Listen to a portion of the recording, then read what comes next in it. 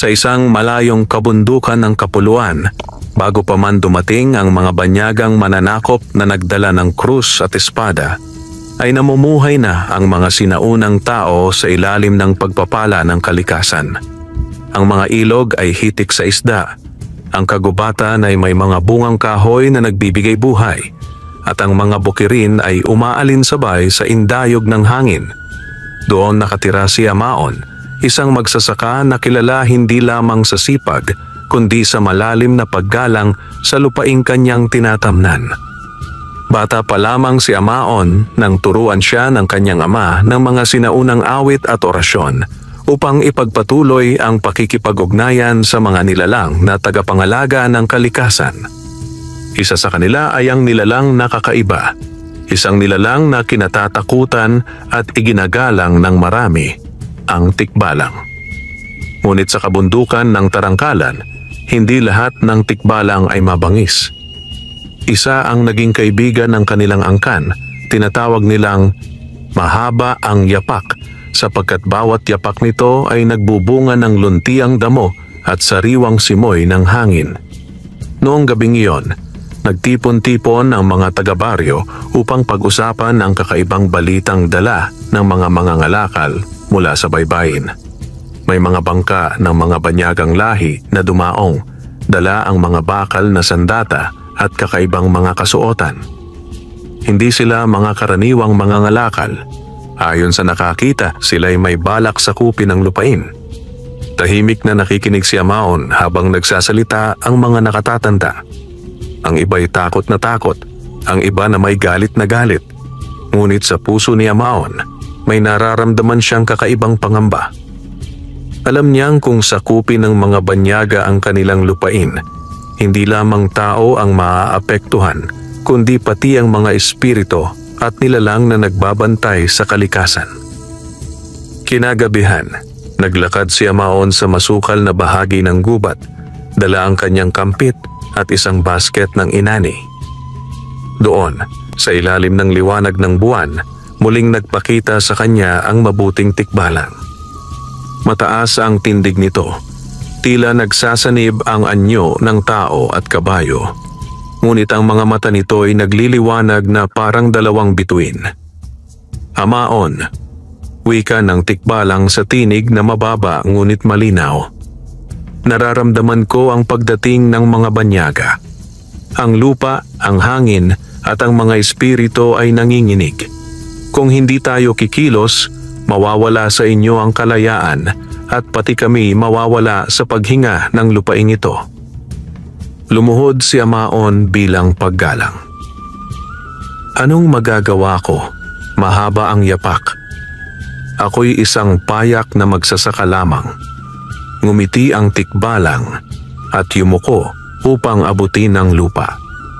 Sa kanyang palad, lumitaw ang isang punla na nagliliwanag, tila ginto, ngunit buhay.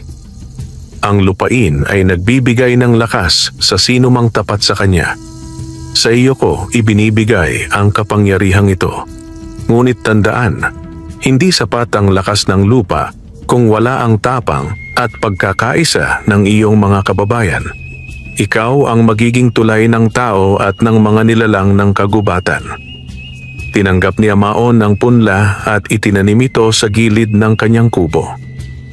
Sa isang iglap, umusbong ito at nagkaroon ng matibay na puno na tila kumukonekta sa langit at lupa. Ang mga dahon ay kumikislap na tila may taglay na apoy ng araw. Kinabukasan, nagbalik ang balita. Lumalapit na ang mga dayuhan, dala ang kanilang mga sandata at matinding pagnanasa. Ang mga tao sa baryo ay nag-aalala at may ilan nang gustong tumakas patungong kabundukan.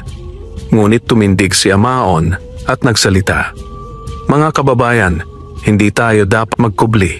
Ang lupain ay atin at may mga nilalang na handang tumulong sa atin. Kung tayo'y magtutulungan, hindi nila basta-basta makukuha ang ating dangal. Tahimik ang karamihan, ngunit sa puso ng bawat isa ay unti-unting sumisibol ang tapang. Sa unang pagkakataon, isang magsasaka ang nagsalita laban sa takot. At kasama niya Sa lilim ng gubat ay nakamasid ang mabuting tikbalang, handang ipagtanggol ang lupaing kanilang minamahal. Unang sinag pa lamang ng araw ay dumagundong na ang balita mula sa mga bantay sa may tabing dagat. Dumaong na ang mga bangkang may malalaking layag. Sa bawat hampas ng alon ay tila'y nagdadala ang dagat ng panganib na hindi pa kailanman nasilayan ng mga sinaunang tao. Ang mga taga-baryo ay nagsitakbuhan. Dala ang kanilang mga anak at gamit, papasok sa mas malalalim na bahagi ng kagubatan. Ngunit hindi lahat ay tumakas. Ang mga mandirigmang pinuno ng baryo, kasama si Amaon, ay nagtipon sa harap ng dambana ng kanilang mga ninuno. Doon, sinunog nila ang mga dahon at halamang sagradong gamit sa ritual upang hingin ang gabay ng mga espiritu.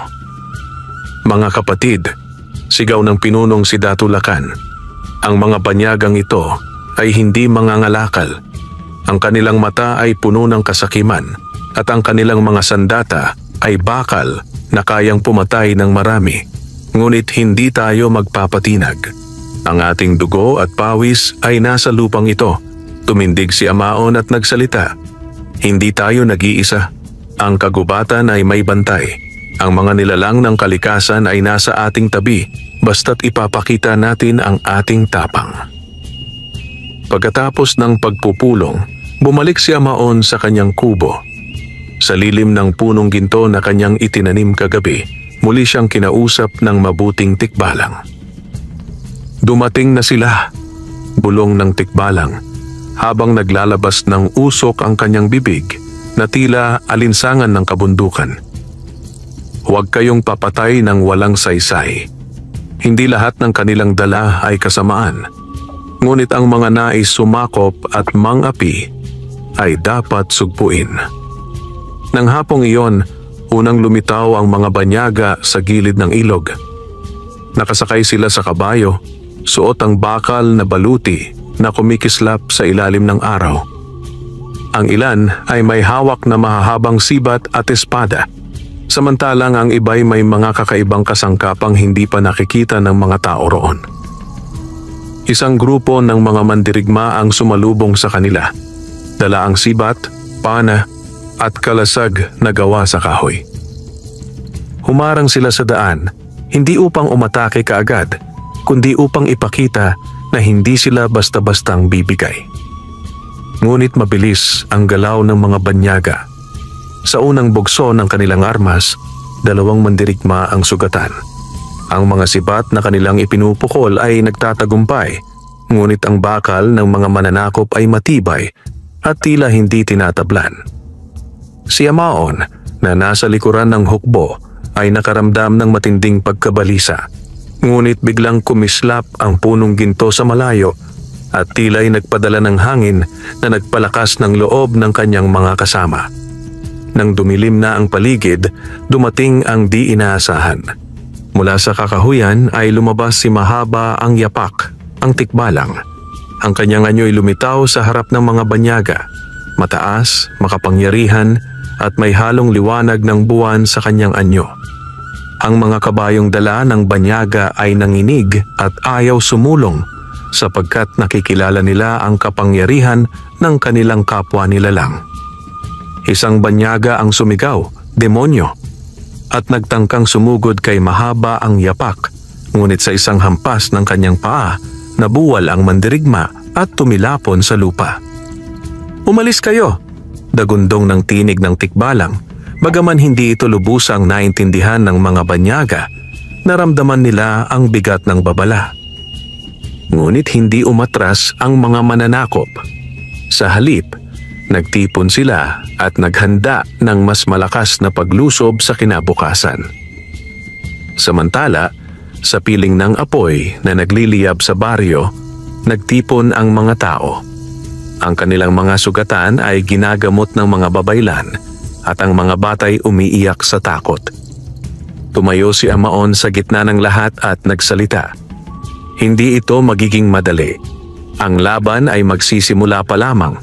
Ngunit kung tayo'y magpapatibay ng ating pagkakaisa, kung tayo'y mananalig sa ating lupain at sa ating mga ninuno, hindi nila kailanman magagapi ang ating kaluluwa.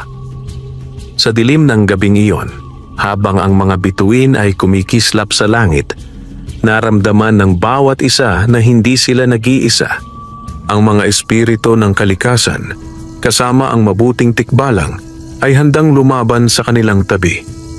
Kinabukasan, bago sumikat ang araw, pumunta si Amaon sa punong ginto na itinanim niya mula sa punla ng mabuting tikbalang. Sa liwanag ng dapit hapon, ang puno ay tila naglalagablab. Ang mga dahon ay kumikislap na para bang mayroong apoy na hindi nakakasunog. Habang nilalapitan niya ito, bigla niyang naramdaman ang tibok ng lupa. Parang may pusong tumitibok sa ilalim ng ugat ng puno. Amaon, wika ng isang tinig mula sa hangin na alam niyang mula sa puno. Ang lakas ng lupaing ito ay hindi lamang para sa iisang tao. Ang ugat ko ay nakakabit sa lahat ng bundok at ilog, sa bawat halaman at hayop. Kung inyong mapapangalagaan at ipapasa sa bawat isa ang koneksyon sa lupa, hindi matitinag ang inyong bayan. Napakurap si Amaon at nagtanong, ngunit paano? Ang mga banyagay may armas na bakal at kami may kahoy at sibat lamang. Paano namin maipagtatanggol ang aming bayan kung kulang kami sa lakas? Muling kumislap ang puno at biglang lumitaw ang mabuting tikbalang mula sa anino ng kagubatan. Ang kanyang mata ay kumikislap at ang kanyang boses ay umalingaw-ngaw. Hindi sa bakal lamang nakasalalay ang tagumpay. Ang tunay na lakas ay nasa ugnayan ng tao, lupa at espiritu. Ang punong ito ay may lihim, isang biyayang magpapalakas sa bawat mandirigmang may malinis na layunin. Itinaas ng tikbalang ang kanyang kamay at mula sa sanga ng puno ay nahulog ang 3 gintong dahon. Isa'y binigay kay Amaon, ang 2 na may iniutos na ipamahagi niya sa kanyang mga kapanalig. Ang dahong ito, paliwanag ng tikbalang, ay magbibigay ng tapang na hindi magigiba ng takot. Ngunit tandaan, hindi ito kapangyarihang walang hanggan. Ang tunay na lakas ay nagmumula sa inyong puso. Ang dahon ay gabay lamang. Tinanggap ni Amaon ang dahon at inilagay sa kanyang dibdib. Agad niyang naramdaman ang kakaibang init na dumaloy sa kanyang katawan, para bang may apoy na nagbibigay lakas at tapang. Ang kanyang pangamba ay napalitan ng malinaw na isipan at matatag na loob. Pagbalik ni Amaon sa baryo, tinipon niya ang mga mandirigma at ipinakita ang 2 gintong dahon. Ito ang handog ng punong ginto, biyaya ng lupaing ating minamahal. Ngunit hindi ito dapat maging dahilan upang tayo'y umasa lamang.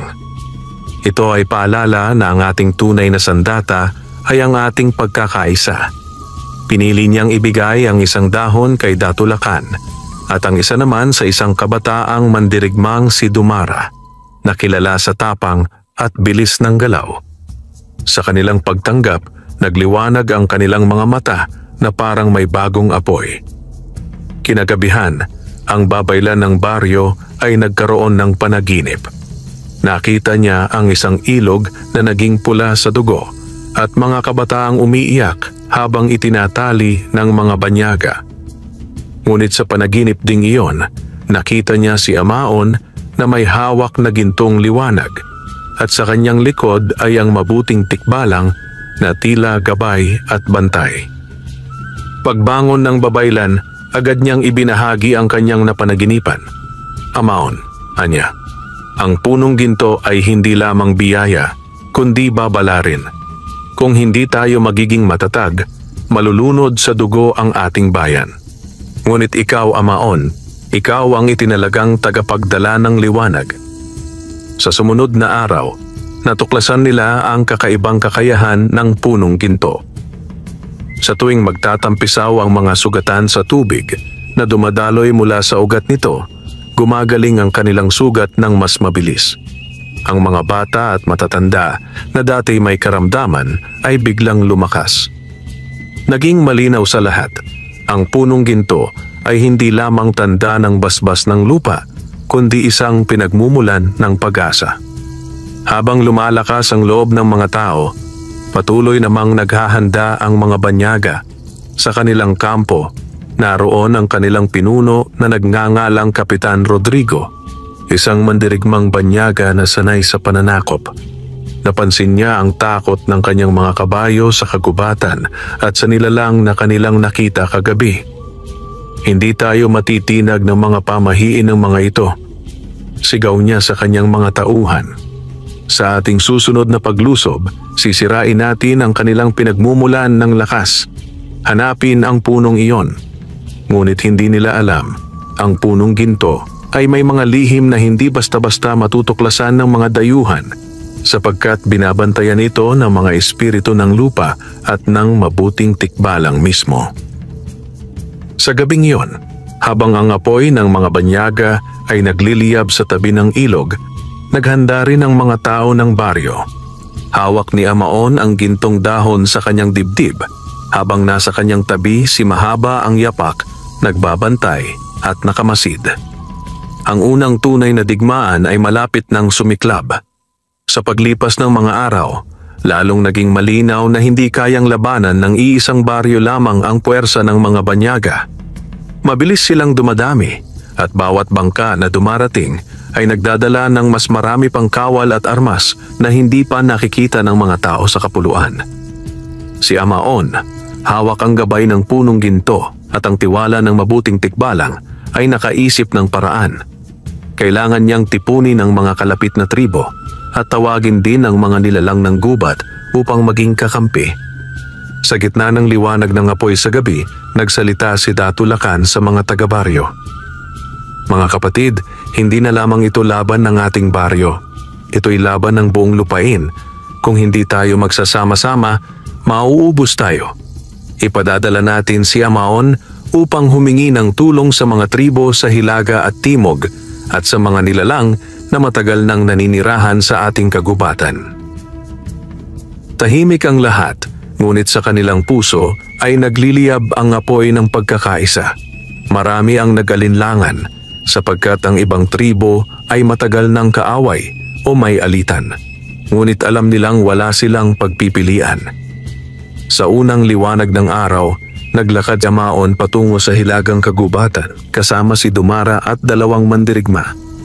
Habang sila'y naglalakad, tila sinusundan sila ng mga mata sa dilim ng mga puno. Pagdating nila sa isang malawak na parang, biglang lumitaw ang isang dambuhalang bakunawa. Isang nilalang na anyong ahas na may pakpak. Ang balat nito'y kumikislap na parang pilak.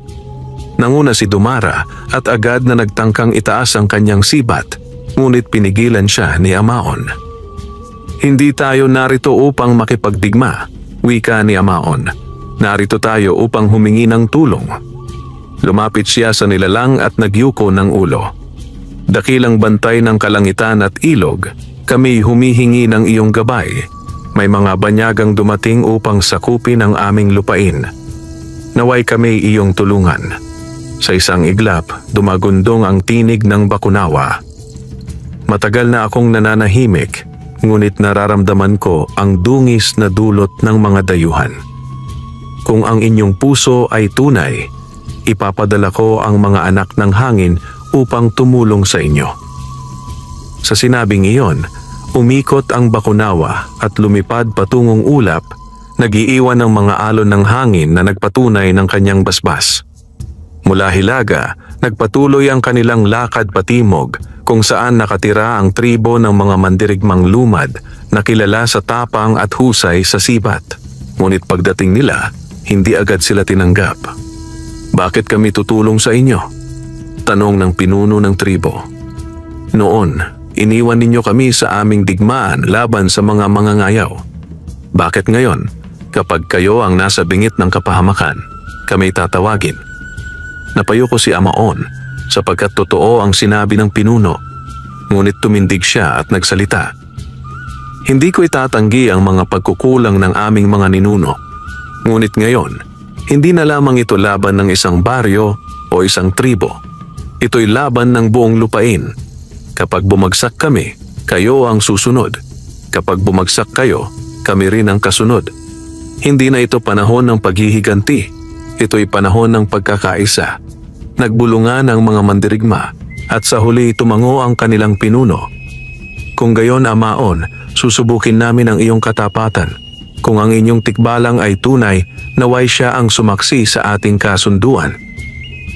At doon, sa ilalim ng buwan, lumitaw si Mahaba ang Yapak. Ang kanyang tindig ay nakapangingilabot at maringal, at sa kanyang presensya ay naniniwala ang mga mandirigma na tunay ang sinasabi ni Amaon.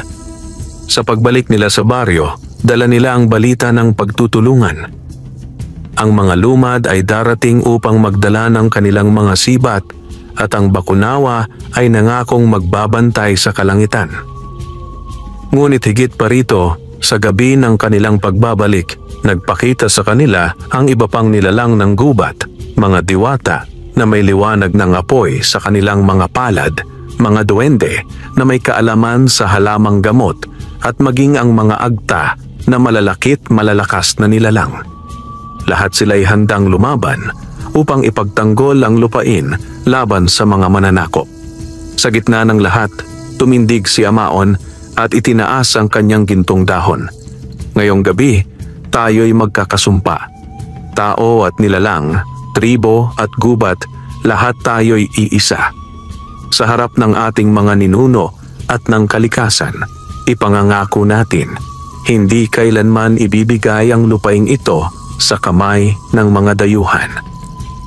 At sa sabayang hiyaw ng mga tao at nilalang, umalingaw-ngaw sa buong kagubatan ang kanilang panata. Ngunit sa malayo, sa kampo ng mga banyaga, si Kapitan Rodrigo ay naghahanda na ng isang plano. Alam niyang may kakaibang kapangyarihan ang mga tao sa bundok. At alam din niyang kung hindi niya agad sisirain ang pinagmumulan ng kanilang lakas, siya'y mabibigo. Kaya't inutusan niya ang kanyang mga tauhan. Sa susunod na gabi, hanapin ninyo ang punong nagliliwanag at kapag natagpuan ninyo, sunugin ninyo hanggang sa maging abo. Habang nagkakaisa ang mga tao, mga tribo at mga nilalang ng kagubatan, may isang anino ng panganib na unti-unting lumalapit mula sa loob mismo ng baryo. Sapagkat sa bawat digmaan, hindi lamang ang kaaway mula sa labas ang dapat katakutan, kundi ang taksil na nasa sariling hanay. Isang gabi, sa ilalim ng dilim, may isang lalaki na nagngangalang Sabal, isang mangangalakal sa baryo, ang palihim na lumabas. Matagal nang may inggit si Sabal kay Amaon, sapagkat siya'y dating nirerespeto ng mga tao dahil sa kakayahan niyang makipagkalakalan sa iba't ibang pook. Ngunit nang dumating ang punong ginto at lumitaw ang mabuting tikbalang, unti-unting nawala ang kanyang kinang at si Amaon ang naging bagong kinikilala. Habang naglalakad si Sabal sa gilid ng ilog, doon niya nakasalubong ang dalawang banyagang sundalo. Isang makapal na usapan ang naganap at sa huli iniharap siya kay Kapitan Rodrigo. "Bakit mo kami nilapitan?" tanong ng banyagang pinuno sa matigas na tinig. Sumagot si Sabal, "Alam ko ang kanilang lihim. Alam ko ang puno na nagbibigay sa kanila ng lakas. Kung ako'y inyong pakikinggan, ituturo ko sa inyo ang daan patungo roon." Napangiti si Kapitan Rodrigo sapagkat iyon ang kanyang hinahanap. "At kapalit nito? Kalayaan at kayamanan," tugon ni Sabal. "Ayaw ko na mamuhay bilang hamak na mga ngalakal. Gawin ninyo akong pinuno kapag kayo'y nagtagumpay." Tumawa si Kapitan Rodrigo at tinapik ang balikat ni Sabal. "Kung gayon, maghanda ka. Ikaw ang aming magiging gabay." Samantala, sa baryo, napansin ni Dumara na madalas nawawala si Sabal sa gabi. Nagtanong siya kay Amaon, ngunit si Amaon, na may malambot na puso, ay hindi agad naniwala. "Hindi natin siya dapat husgahan ng walang patunay," wika ni Amaon. "Ngunit kung totoo ang hinala mo, kailangan nating magbantay. Ang punong ginto ang ating buhay, huwag natin itong pabayaan." Dahil dito, nagpasya si Dumara at ang ilang mandirigma na magbantay ng palihim sa paligid ng kagubatan. Kinabukasan, dumating ang balitang isang grupo ng mga banyaga ang nakalapit sa paanan ng bundok nang hindi namamalayan ng mga tanod. Ang lahat ay nagtaka kung paano nakalusot ang mga ito sapagkat mahigpit ang kanilang pagbabantay. Ngunit si Sabal, na nagkukunwaring inosente, ay nagsabi, marahil may lihim na daanan sila sa kagubatan, ngunit sa kanyang mga mata ay may lihim na kislap ng kasinungalingan. Sa gabing iyon, muli siyang nakipagtagpo sa mga banyaga. Ipinakita niya ang daan patungo sa kinaroroonan ng punong ginto, ngunit hindi niya alam na si Dumara at ang kanyang mga kasamahan ay palihim na sumusunod sa kanya. Nang makarating sila sa gilid ng kagubatan, itinuro ni Sabal ang daan. Doon ninyo matatagpuan ang puno, ngunit mag-ingat kayo sapagkat may nilalang na nagbabantay doon. Ang tikbalang? Tanong ni Kapitan Rodrigo. Oo, sagot ni Sabal, ngunit kung siya'y inyong mapapatumba, wala nang makakapigil sa inyo.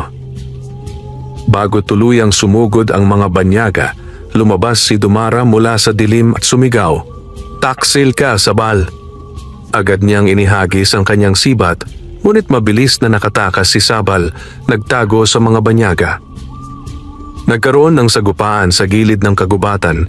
Ang mga mandirigma ni Dumara ay lumaban, ngunit marami ang sugatan dahil sa lakas ng armas ng banyaga. Sa gitna ng labanan, lumitaw si Mahaba ang Yapak, ang mabuting tikbalang. Sa isang hampas ng kanyang paa, yumanig ang lupa at natumba ang ilang kawal. Ang mga kabayo ng banyaga ay muli na namang natakot, ayaw sumulong.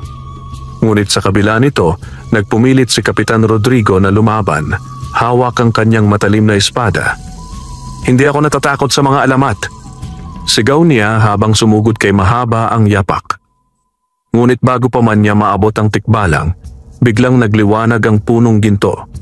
Mula sa mga dahon nito'y bumagsak ang liwanag na tila kidlat at tumama sa lupa, dahilan upang umatras ang mga banyaga. Sa gulong iyon, nakatakas si Sabal, ngunit hindi siya nakalayo. Si Dumara, sugatan man, ay nakatayo sa kanyang daraanan. "Bakit mo kami ipinagkanulo?" sigaw ni Dumara, hawak ang sibat. Ngumiti si Sabal ng malamig. "Hindi ko kailanman pinaniwalaan ang inyong mga pamahiin. Ang yaman at kapangyarihan lamang ang mahalaga, at iyon ay makakamtan ko, hindi sa piling ninyo, kundi sa piling ng mga banyaga." Sa puntong iyon, bago pa siya makatakbo muli, dumating si Amaon. Hindi niya binunot ang armas, kundi tiningnan lamang si Sabal sa mata. Kung ang sariling dugo ay itinatakwil ang kanyang bayan, wala nang mas malaking kasalanan pa. Ngunit kahit taksil ka, hindi ako papatay. Ang kaparusahan mo ay ibibigay ng kalikasan. Biglang dumagundong ang lupa, at mula sa lilim ng kagubatan ay lumitaw ang maugat ng punong ginto. Hinila nito si Sabal, at bago pa siya makasigaw ng husto, nilamon siya ng lupa. Ang kanyang hiyaw ay unti-unting naglaho, at wala nang natira kundi katahimikan. Matapos ang lahat, nagtipon muli ang mga tao sa paligid ng punong ginto. Si Amaon ay tumindig at nagsalita. "Ngayon alam na natin, hindi lamang ang mga dayuhan ang ating kaaway. Mayroon ding inggit at kasakiman na nasa ating sarili.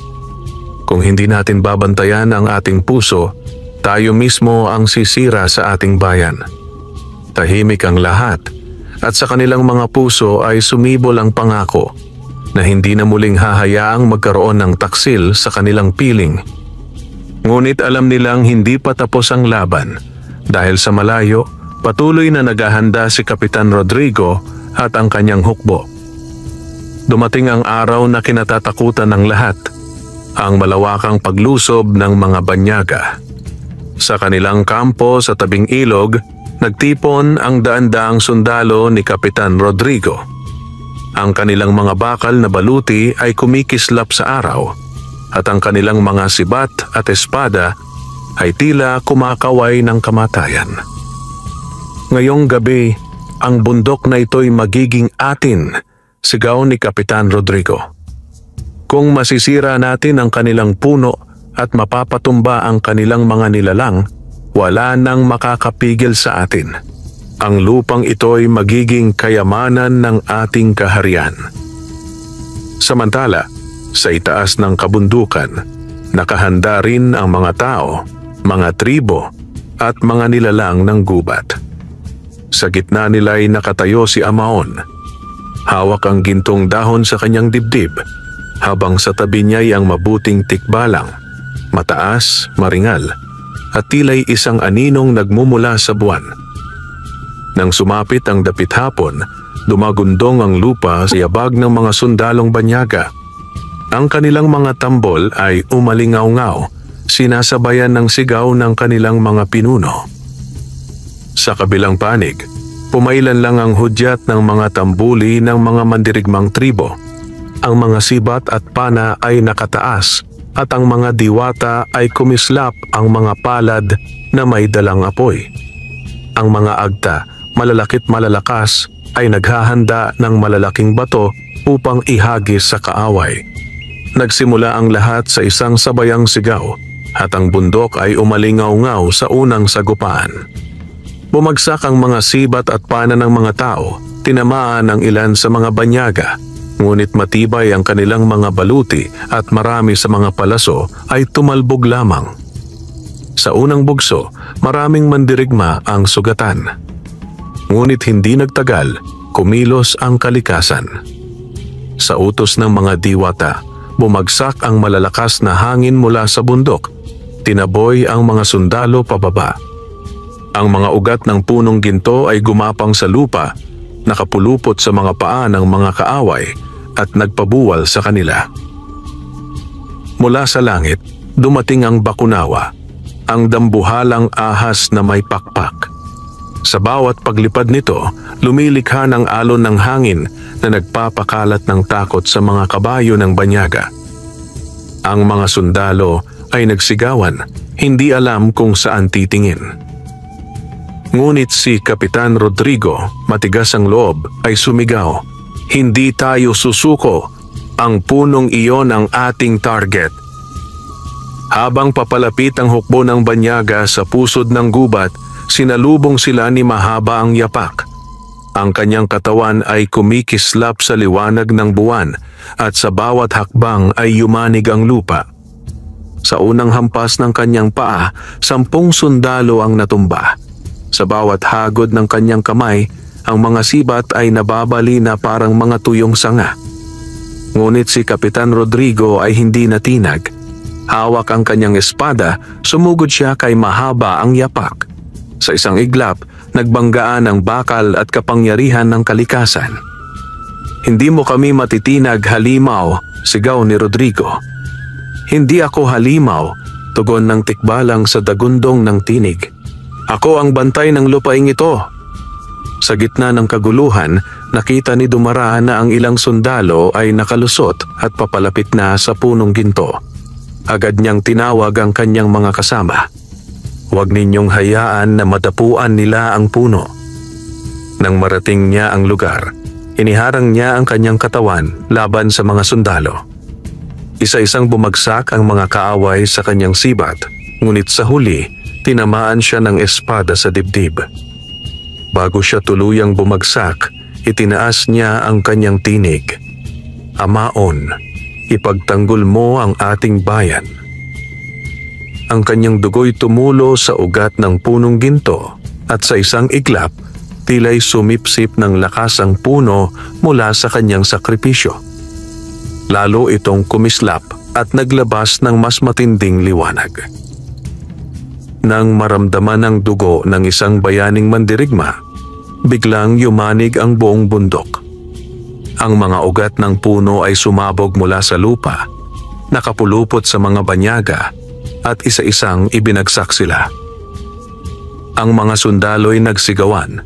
Ang ilan ay tumakbo pabalik, ngunit huli na.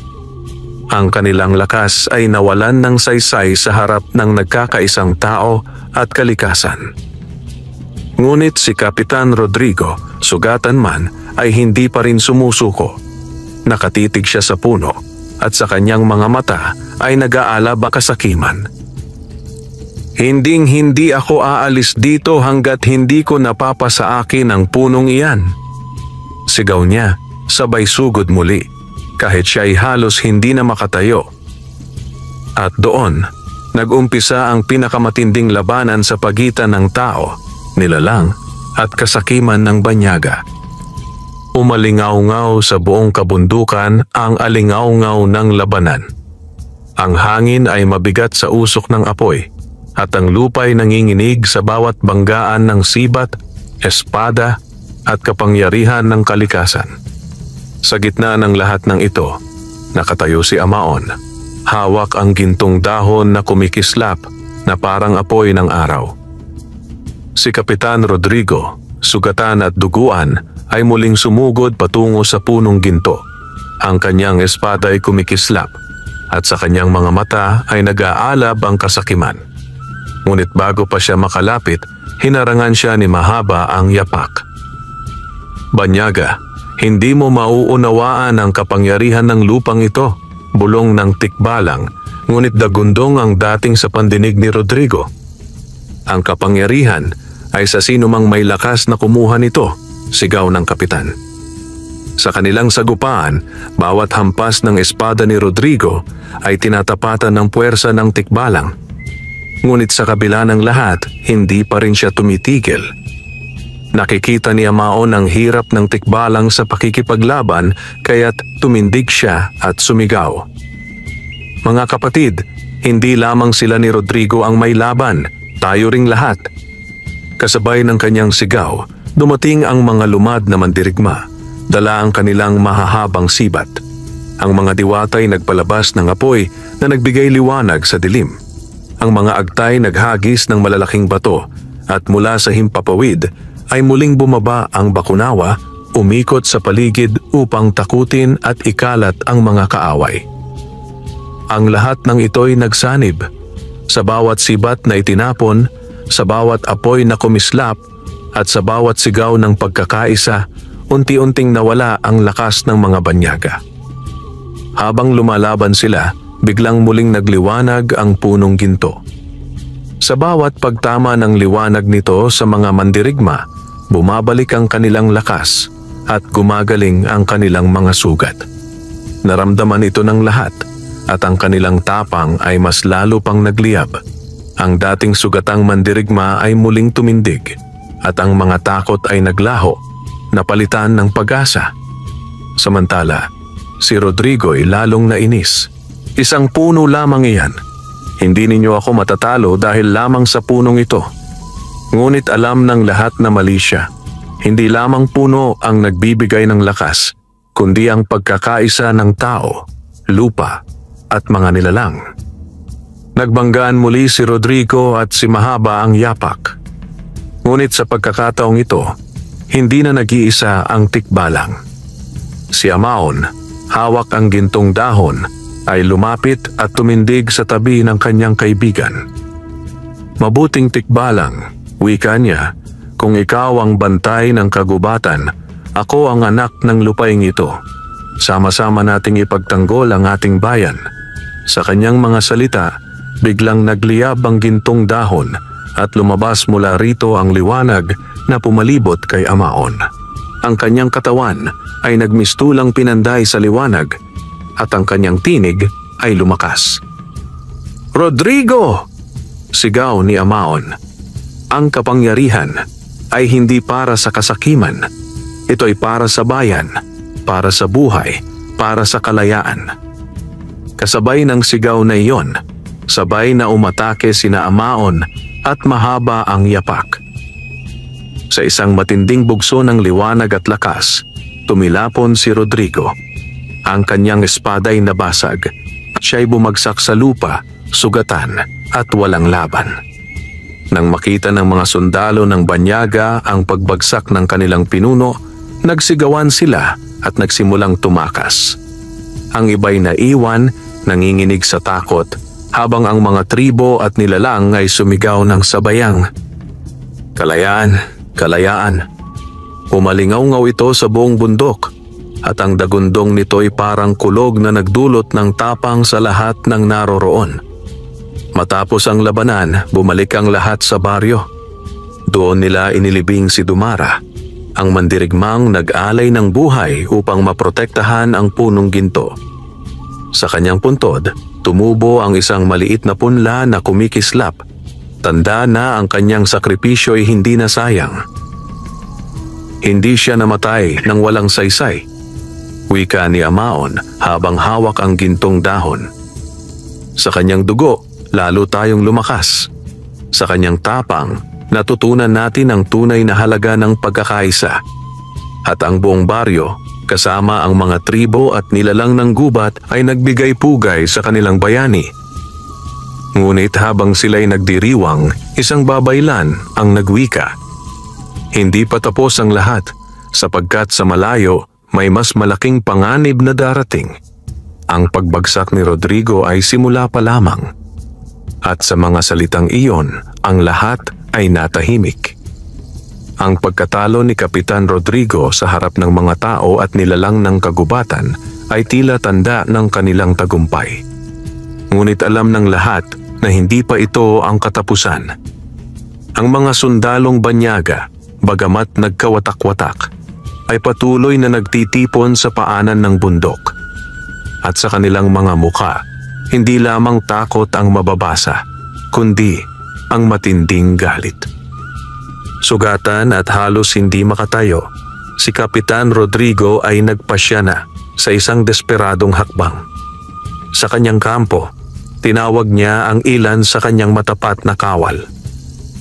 Kung hindi ko makukuha ang punong iyon, aniya habang duguan ang labi, sisiguraduhin kong walang makikinabang dito. Sunugin ninyo ang gubat. Ialay ang lahat ng apoy kahit pati ako'y lamunin nito. Nag-aatubili ang mga sundalo, ngunit ang kanilang takot sa kapitan ay higit pa sa kanilang pangamba, kaya't nagsimula silang maganda ng mga sulo at mga sisidlang may langis. Sa hating gabi, lumusob muli ang mga banyaga, ngunit sa pagkakataong ito, hindi lamang espada ang kanilang dala. Dala nila ang apoy. Sinindihan nila ang mga tuyong damo at mga puno sa gilid ng kagubatan, at sa ilang saglit lamang, kumalat ang apoy na tila halimaw na lumalamon sa lahat. Ang mga bata at matanda sa baryo ay nagsigawan sa takot. Ang mga hayop ay nagsitakbuhan at ang usok ay kumapal sa buong paligid. Ang mga diwata ay nagtangkang pigilan ang apoy gamit ang kanilang kapangyarihan sa hangin at tubig, ngunit masyado itong mabilis. Amaon, sigaw ng isang babaylan. Kung hindi natin mapipigilan ito, pati ang punong ginto'y matutupok. Tumindig si Amaon at sumigaw sa lahat. Mga kapatid, huwag tayong matakot. Ang apoy ay malakas, ngunit mas malakas ang ating pagkakaisa. Tayo'y magsama-sama. Sa kanyang hudyat, nagtipon ang mga mandirigma, ang mga agta at maging ang mga duwende. Ang mga agtay nagbuhat ng malalaking bato at tinihulog upang pigilan ang pagkalat ng apoy. Ang mga duwende naman ay nagturo ng mga halamang may kakayahang sumipsip ng usok at lason. Ang mga diwata ay nagsama-sama upang bumuo ng malakas na ulan. At mula sa kalangitan, muling bumalik ang Bakunawa, nagdala ng makapal na ulap na nagbunga ng malakas na pagbuhos ng ulan. Sa bawat patak, unti-unting namatay ang apoy. Ngunit si Rodrigo, sa halip na umatras, ay muling sumugod. Dala ang kanyang sugatang katawan at ang apoy sa kanyang mga mata. Hindi ninyo ako matatalo, sigaw niya. Ang aking pangalan ay mananatili sa inyong mga alaala bilang pumatay sa inyong kalayaan. Muli siyang humarap kay Amaon, hawak ang kanyang basag na espada. Kahit halos wala na siyang lakas, patuloy siyang lumalaban. Ngunit sa pagkakataong iyon, hindi na nag-iisa si Amaon. Sa kanyang tabi, naroon ang mga tribo, ang mga nilalang ng gubat at ang mabuting tikbalang. Sapat na, Rodrigo, wika ni Amaon. Ang lupaing ito ay hindi para sa iyo. Ang kasakiman mo'y nagdala sa iyo ng sariling kapahamakan. itinaas niya ang gintong dahon at sa isang iglap, kumislap ito ng liwanag na mas maliwanag pa sa araw. Tinamaan si Rodrigo ng liwanag na iyon at ang kanyang katawan ay nanginig. Ang kanyang sigaw ay umaling-aungaw, ngunit hindi na ito sigaw ng mandirigma. Ito'y sigaw ng isang taong nilamon ng sariling kasakiman. Sa huli, bumagsak siya sa lupa at ang kanyang katawan ay tuluyang naglaho sa alabok kasama ng kanyang mga pangarap ng pananakop. Nang makita ng mga sundalo ang pagbagsak ng kanilang pinuno, tuluyan nang gumuho ang kanilang loob. Ang ilan ay nagtatakbuhan pabalik sa kanilang mga bangka habang ang iba ay sumuko, hinayaan ang kanilang mga armas na mahulog sa lupa. Ang mga tao at nilalang ng kagubatan ay nagdiwang. Ngunit sa kabila ng tagumpay, alam nila na hindi nila kailanman makakalimutan ang halagang ibinayad ng kanilang mga bayani, ang buhay ni Dumara, ang sakripisyo ng marami, at ang dugo na bumaha sa kanilang lupain. Sa harap ng punong ginto, muling nagtipon ang lahat. Tumindig si Amaon at nagsalita. Ngayong gabi, natapos na ang pamiminsala ng mga banyaga. Ngunit hindi tayo dapat maging kampante. Darating ang mga bagong panganib mula sa dagat o mula sa ating sariling puso. Kaya't dito, sa ilalim ng liwanag ng punong ginto, nananata tayo. Hindi kailanman muling ipapahamak ang ating kalayaan. Sabay-sabay silang nagsumpa at ang kanilang tinig ay nag-echo sa buong bundok, sinasabayan ng hangin at ulan na tila nagpapatunay ng basbas ng kalikasan. Matapos ang pagbagsak ni Kapitan Rodrigo at ang paglaho ng mga banyaga sa kabundukan, muling bumalik ang katahimikan. Ngunit sa puso ni Amaon at ng kanyang mga kababayan, ramdam nila na may isang hindi pa tapos, ang huling pagsubok na magpapatibay sa kanilang panata. Isang gabi, habang ang lahat ay nagdiriwang, biglang kumislap ng matindi ang punong ginto. Ang mga dahon nito ay kumalansing na tila'y may tinig. Amaon, wika ng puno, ang inyong bayan ay ligtas na sa pananakop. Ngunit bago ko ibigay sa inyo ang ganap na basbas, kailangang mapatunayan ninyo na ang inyong pagkakaisa ay hindi guguho sa oras ng pagsubok. Hindi laban sa banyaga ang huli ninyong haharapin, kundi laban sa inyong sariling takot at kasakiman. Nagtaka si Amaon at nagtanong, paano? Ano pa ang hinihingi ng lupa? Mula sa dilim, lumitaw si Mahaba ang yapak, ang mabuting tikbalang. Ang kanyang mga matay seryoso at mabigat. Ako mismo ang magiging pagsubok, wika niya. Kung kaya ninyo akong harapin at ipakita ang inyong katatagan, saka lamang ganap na mababasbasa ng punong ginto at ang inyong bayan. Nagulat ang lahat. Ang mga tao'y nagalinlangan. Paano nila lalabanan ng nilalang na siyang tumulong at nagligtas sa kanila? Kinabukasan, sa isang malawak na parang sa paanan ng bundok, nagtipon ang lahat ng tribo at nilalang ng gubat. Nakatayo roon si Mahaba ang yapak, maringal at nakapanghihilakbot. Hindi ko kayo sasaktan kung hindi ninyo ako lalabanan, anya. Ngunit kung kayo'y aatras, wala nang saysay ang ating panata. Ang bayan na hindi kayang lumaban kahit sa sariling takot ay madaling bumagsak sa hinaharap. Tumindig si Amaon, bagaman may kaba sa dibdib. Kung ito ang huling pagsubok, handa kaming harapin. Nagsimula ang sagupaan. Sa unang bugso, yumanig ang lupa sa yabag ng tikbalang. Ang kanyang mga mata ay nagningning at ang kanyang hiningay parang apoy ng kabundukan. Ang mga mandirigma ay nagtipon at sabay-sabay na sumugod, hawak ang kanilang sibat at pana. Ngunit bawat hampas ng tikbalang ay nagpatumba sa ilan sa kanila. Hindi niya sila pinapatay, ngunit ramdam nila ang tindi ng kanyang lakas. Ang mga diwata ay nagpalabas ng apoy, ngunit natangay ng hangin ang mga iyon. Ang mga agta ay nagtangkang pigilan siya gamit ang mga bato, ngunit nabasag lamang sa kanyang katawan. Sa puntong iyon, naunawaan ni Amaon ang tunay na diwa ng pagsubok. Hindi ito tungkol sa pagkatalo o panalo, kundi sa kanilang kakayahang magsanib at magtulungan. Itinaas ni Amaon ang kanyang gintong dahon at sumigaw, "Mga kapatid, huwag kayong lumaban ng hiwa-hiwalay, sama-sama nating gamitin ang ating lakas." At iyon nga ang kanilang ginawa. Ang mga mandirigma ay bumuo ng isang pabilog na depensa. Ang mga diwata at duwende ay nagtulungan upang paghilumin agad ang mga sugatan. Ang mga agtay tumayo bilang pader upang protektahan ang mahihina. At si Amaon, sa gitna ng lahat, ay naging ilaw ng kanilang pagkakaisa. Nang sabay-sabay silang umatake, kahit ang mabagsik na lakas ni Mahaba ang yapak ay tila bumagal. Ang kanyang katawan ay natabunan ng sibat, bato, at liwanag ng apoy, hindi upang siya'y patumbahin, kundi upang ipakita na kaya nilang magsanib laban sa kahit pinakamalakas na nilalang. Sa huli, lumuhod si Mahaba ang yapak at tumawa.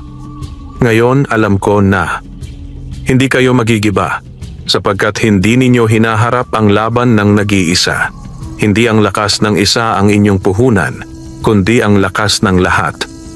Lumapit siya kay Amaon at yumuko ng ulo, tanda ng paggalang. "Mula ngayon, ako'y magiging bantay hindi lamang ng kagubatan, kundi ng inyong bayan. Ang punong ginto ay mananatili bilang sagisag ng inyong pagkakaisa." Muling kumislap ang punong ginto at mula rito'y bumagsak ang mga dahon na nagmistulang gintong ulan. Bumalot ito sa mga tao, tribo at nilalang. Ang bawat isa ay nakaramdam ng kaginhawaan, lakas at kapayapaan. "Ngayon, wika ng puno, kayo'y ganap ng binasbasan. Sa bawat salinlahi, ang inyong panata ay ipapasa. At ang inyong kalayaan ay hindi kailanman mawawala, basta't hindi mawawala ang inyong pagkakaisa." Sa gabing iyon, sa ilalim ng liwanag ng buwan at ng punong ginto, ipinagdiriwang ng lahat ang kanilang tunay na tagumpay. Hindi lamang laban sa mga banyaga, kundi laban sa takot at pagkakawatak-watak. Pumatak ang unang sinag ng araw matapos ang mga linggong puno ng digmaan, apoy at sakripisyo. Sa buong kabundukan, tila nagbalik ang katahimikan. Ang mga ibon ay muling umaawit, ang mga ilog ay bumabalik sa kanilang maayos na agos, at ang mga puno'y humahalimuyak ng sariwang hangin. Sa wakas, natamo ng bayan ang pinakaaasam na kalayaan. Nagtipon ang mga tao, tribo at mga nilalang ng gubat sa paanan ng punong ginto. Sa harap nila, nakatayo si Amaon, ang magsasakang minsang ordinaryo lamang, ngayon ay kinikilala bilang tagapagdala ng liwanag at pag-asa. "Mula ngayon," wika ni Amaon, "hindi na lamang tayo iisang baryo, tayo'y iisang bayan. Ang ating dugo, pawis at sakripisyo ang magpapatibay sa ating kalayaan." Ang lahat ay sumigaw sa sabayang tinig, "Kalayaan, kalayaan." Umalingaw-ngaw ito sa buong bundok, tila ba sinasalubong ng mismong kalikasan. Sa gitna ng kanilang pagdiriwang, hindi nila kinalimutan ang mga nag-alay ng buhay. Itinayo nila ang isang dambana para kay Dumara at sa iba pang mga mandirigmang hindi na nakabalik. Sa ibabaw ng kanyang puntod, ang punlang tumubo mula sa kanyang dugo ay ngayoy naging matibay na puno. Ang mga dahon nito'y kumikislap, tila nakikibahagi sa liwanag ng punong ginto. Hindi sila nawala. Wika ng isang babaylan. Nasa bawat patak ng ulan, nasa bawat hampas ng hangin, at nasa ating mga puso ang kanilang alaala. Doon mismo sa ilalim ng punong ginto, nagkaroon ng kasunduan ang lahat ng tribo at nilalang. Ang mga lumad, mga diwata, mga agta, duwende, at maging ang dambuhalang Bakunawa ay nagsumpa na sila'y magiging tagapagtanggol ng lupaing iyon laban sa sinumang magnanais sumakop. Ang mabuting tikbalang, si Mahaba ang Yapak, ay tumindig at nagsalita. Mula ngayon, ang punong ito ay hindi lamang sa tao, kundi sa lahat ng nilalang. Ito'y magiging sagisag ng ating pagkakaisa. At sa bawat henerasyon, ang inyong mga anak ay magpapaalala sa kanilang mga apo ng digmaang ito at ng aral na iniwan. Habang lumilipas ang mga araw, muling itinayo ang mga bahay na nasira, muling binungkal ang mga palayan at muling nabuhay ang sigla ng bayan. Ang punong ginto ay naging sentro ng kanilang pamumuhay. Dito sila nagtitipon, dito sila nananalangin at dito rin sila humuhugot ng lakas. Si Amaon, bagamat iginagalang bilang bayani, ay bumalik sa kanyang pagiging magsasaka. Ako'y isa lamang anak ng lupa, wika niya, at sa lupa rin ako dapat bumalik. Ang tunay na lakas ng bayan ay hindi nasa iisang tao, kundi nasa lahat. Isang araw, habang nakatanaw ang lahat sa liwanag ng araw na sumisikat sa likod ng punong ginto, naramdaman nila ang bagong umaga. Wala nang takot sa pananakop, wala nang kasakiman na maghihiwalay sa kanila. Ang mga batay malayang nagtatakbuhan, ang mga magsasakay nagtatanim ng walang pangamba, at ang mga nilalang ng gubat ay malayang naglalakad kasama ng mga tao. At sa hangin, tila'y maririnig ang bulong ng kanilang mga ninuno. Hanggat may pagkakaisa, hindi kailanman magigiba ang kalayaan. Ang alamat ng mabuting tikbalang at ng sinaunang magsasaka ay ipinasa mula sa henerasyon hanggang henerasyon. Sa bawat kwento, sa bawat awit at sa bawat pagdiriwang, nananatiling buhay ang alaala ng kanilang pakikibaka. At sa bawat pagsikat ng araw sa ibabaw ng bundok, sumasabay ang isang paalala na ang tunay na lakas ay hindi sa espada o sa bakal, kundi sa puso ng mga nagkakaisa. Lumipas ang maraming taon mula nang lumisan ng mga banyaga at muling naghari ang kapayapaan sa kabundukan. Ang mga tao'y muling namuhay ng payapa kasama ng kalikasan at mga nilalang ng gubat. Ngunit ang alaala ng digmaan, ng pagkakaisa at ng mga bayani ay hindi kailanman naglaho, sapagkat iyon ay naging alamat na iniingatan ng bawat salinlahi. Si Amaon, na minsang simpleng magsasaka lamang, ay nanatili sa kanyang lupa hanggang sa kanyang pagtanda. Hindi niya kailanman inangkin ang titulong pinuno o bayani. Para sa kanya, sapat na ang makita ang kanyang bayan na malaya at nagkakaisa. Bago siya pumanaw, tinipon niya ang mga kabataan at wika niya, "Hindi ako ang bayani ng ating bayan. Ang bayani ay ang ating lahat. Ang ating pagkakaisa, ang ating sakripisyo, at ang ating pagmamahal sa lupaing ito." Tandaan ninyo, ang punong ginto ay hindi lamang puno. Ito'y paalala na ang ating lakas ay hindi dapat mawala.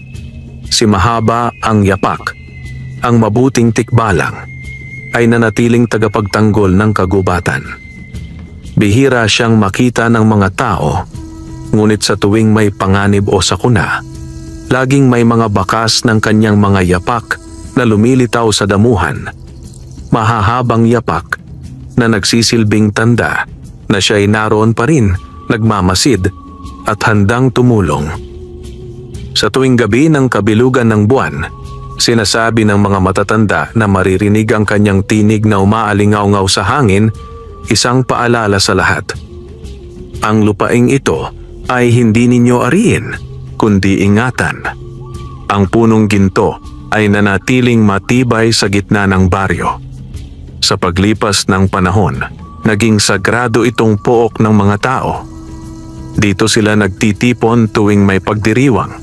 Dito sila nananalangin sa oras ng pangangailangan at dito rin sila humuhugot ng lakas kapag may unos. Sinasabi ng mga matatanda na sa bawat dahong nahuhulog mula sa punong ginto, may isang aral na ibinubulong. Huwag ninyong kalilimutan ang pagkakaisa. Lumipas ang mga salinlahi at ang digmaan laban sa mga banyaga ay naging bahagi ng kasaysayan at alamat.